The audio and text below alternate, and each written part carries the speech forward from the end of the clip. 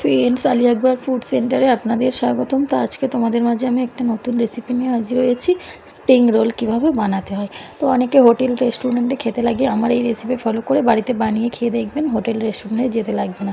তো কড়াতে প্রথমে আমি অল্প একটু তেল নিয়ে নিয়েছিলাম, তার সঙ্গে 3টে ডিম আলাদা একটা বাটিতে ঢেলে ফেটে রেখেছিলাম, কড়া তেলের উপরে দিয়ে দিয়েছি। এর উপরে দিয়ে দিয়েছি আলু কুচি কুচি করে কেটে রেখেছিলাম, সেই আলুটাকে আমি অ্যাড করে দিয়েছি। উপরে দিয়ে দিচ্ছি পেঁয়াজ, তারপরে দিয়ে দেবো পেঁয়াজ কুচিটা আমি অ্যাড করে দিয়েছি। এর উপরে আমি অ্যাড করে দিচ্ছি অল্প একটু লবণ, স্বাদ মতো একটু লবণ আমি প্রথমে দিয়ে দিয়েছিলাম আলুটা দেওয়ার জন্য, আর একটু অল্প লবণ অ্যাড করে দিয়েছি। এর উপরে আমি দিয়ে দেবো লঙ্কা গুঁড়ো সামান্য পরিমাণ হলুদের গুঁড়ো অ্যাড করে দেবো। হলুদের গুঁড়ো আমি সামান্য পরিমাণে অ্যাড করে দিয়েছি, দিয়ে এটাকে আমি ভালোভাবে নাড়তে থাকবো। এটাকে এমন করে আমি ভালো করে নেড়ে নেব। তো এটা সাইডে রেখে দেবো আমি। এবারে আমি একটা ডিশে নিয়ে নিয়েছি অল্প একটু ময়দা, তার উপরে দিয়ে দিয়েছি অল্প একটু লবণ, অল্প একটু চিনি, দিয়ে একটু জল দেবো, দিয়ে এটাকে আমি ডো বানিয়ে নেব। ময়দাটাকে আমি ডো বানিয়ে নিচ্ছি, দেখতেই পাচ্ছ আমি হাত দিয়ে কেমনভাবে মেখে নিচ্ছি। ময়দাটাকে একটা ডো বানিয়ে নিয়ে এসেছি, এটাকে আমি 10 মিনিটের জন্য রেস্টে রাখবো। চলুন কড়াটাতেই ভাজিটি কেমন হচ্ছে।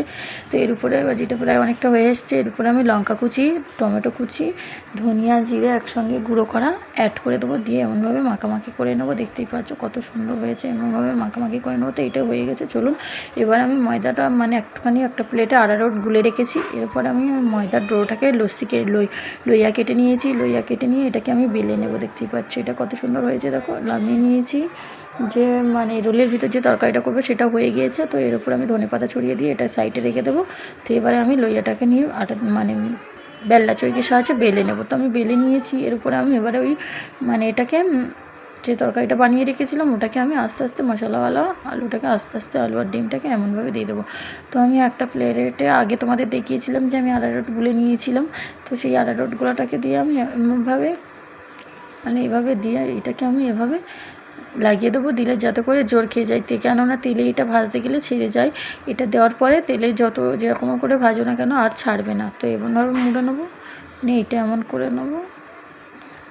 দেখতেই পাচ্ছ মোড়াটা কত সুন্দর হয়েছে, কত সুন্দর মোড়াটা হয়েছে। দেখো কত সুন্দরভাবে আমি রোলটাকে মুড়ে নিয়েছি। তো দেখতেই পাচ্ছ অনেকগুলো মোড়া হয়ে গেছে। এবার আমি এগুলোকে একটা একটা করে আস্তে আস্তে করে তেলের উপরে দিয়ে ভেজে নেবো। তো দেখুন আমি তেলের উপরে এগুলো দিয়ে ভেজে নেবো।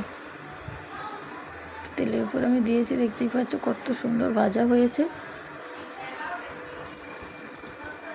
দেখো এটা সস দিয়ে আমি খেতে থাকবো। তো কত সুন্দর হয়েছে দেখো বন্ধুরা, আপনারা বাড়িতে এরকম রেসিপি বানিয়ে দেখবেন।